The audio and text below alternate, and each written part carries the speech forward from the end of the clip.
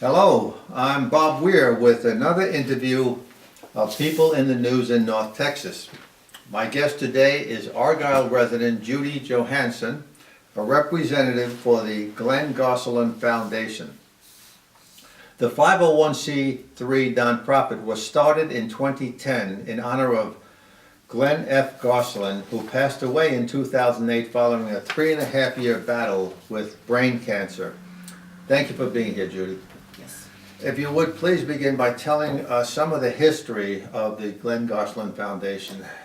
Okay, well, Glenn was my first boss at FEMA, and he worked for FEMA for 30 years before he retired.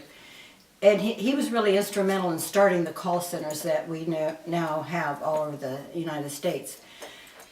After he retired, he did develop a brain tumor and he died of brain cancer. So Glenn was such a giver. He had a passion for people. His whole reason for being was to make things better for the people that he worked with.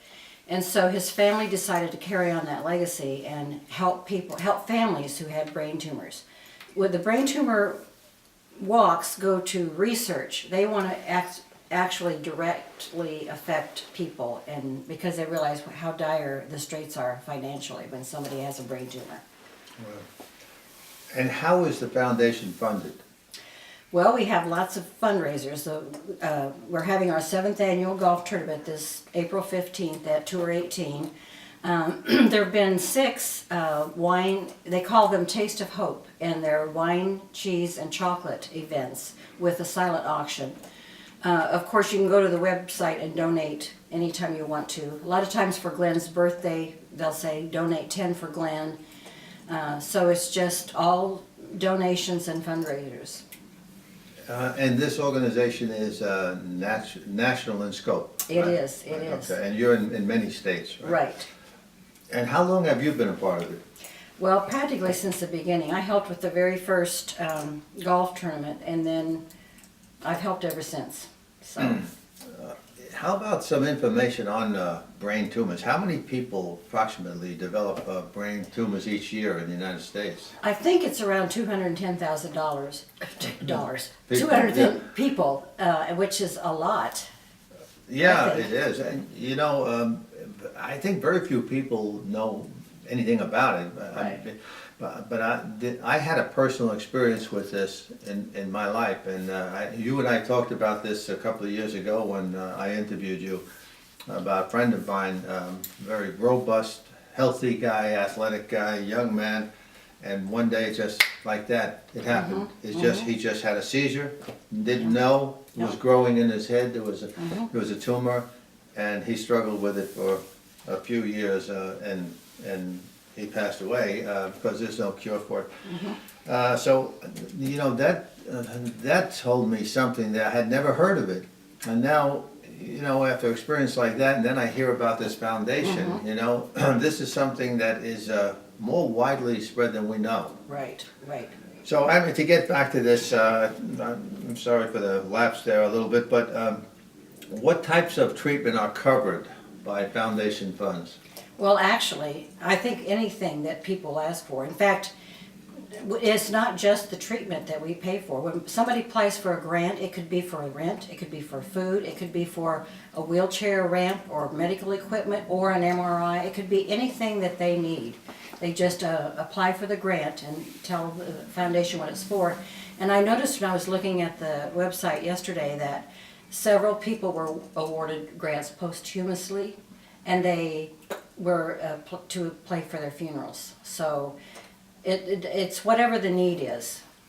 Yeah, even funerals, yeah. You know, that brought up a thought though about, I guess there isn't medical coverage necessarily for this. I always thought if you had insurance that it was fine, you know. Yeah. However, I don't know what it is with brain tumors. Maybe it's experimental treatments, but so many, either the insurance doesn't cover it, or it's just so much that it's just overwhelming. I don't really understand it, but I just know that people really get in financial straits when they do end up with a brain tumor.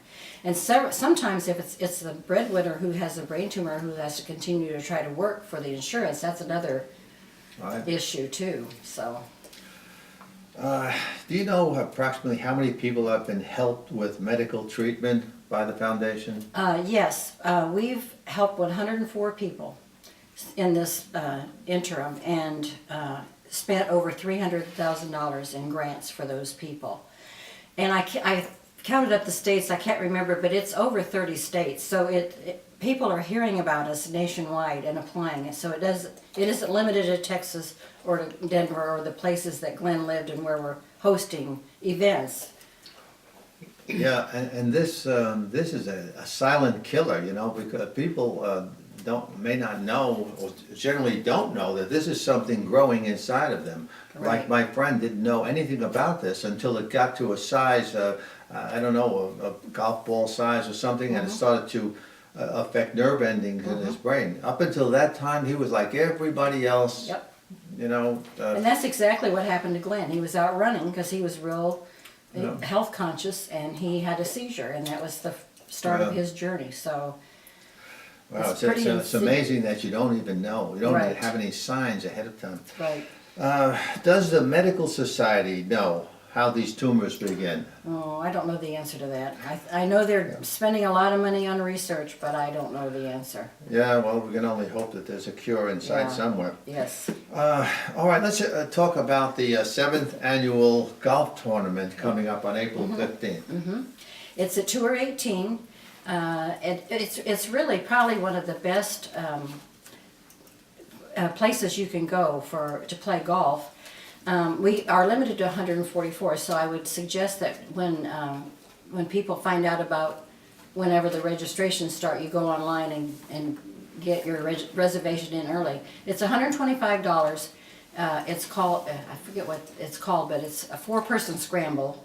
We have, McAllister's always provides a sack lunch for the golfers because they come out early to practice. We have a dinner. We usually have a wine pool where people can pay $20 and know that they're getting a bottle of wine worth $20 or more, and also some auction items that people can have.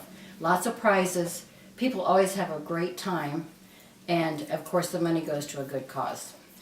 So that is Sunday, April 15th at 1 p.m. is a shotgun start. At Tour 18, 8718 Amen Corner in Flower Mound. Right. I know that's been very successful each year also. And they can go to the Glenn Garcelon, www.glengarcelonfoundation.org to register or to find out any more about the foundation. And this information is also in the written portion of this article, including the website. Judy, is there anything you'd like to add about the foundation or the golf tournament?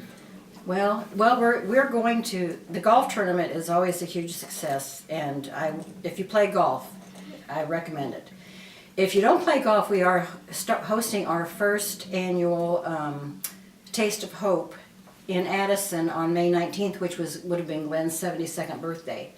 And that's another way to donate. And one of the things I forgot to mention is Fish City Grill and Chili's and some of the other restaurants often pick a day where they'll donate 15% of their proceeds to the foundation. So we've been very fortunate.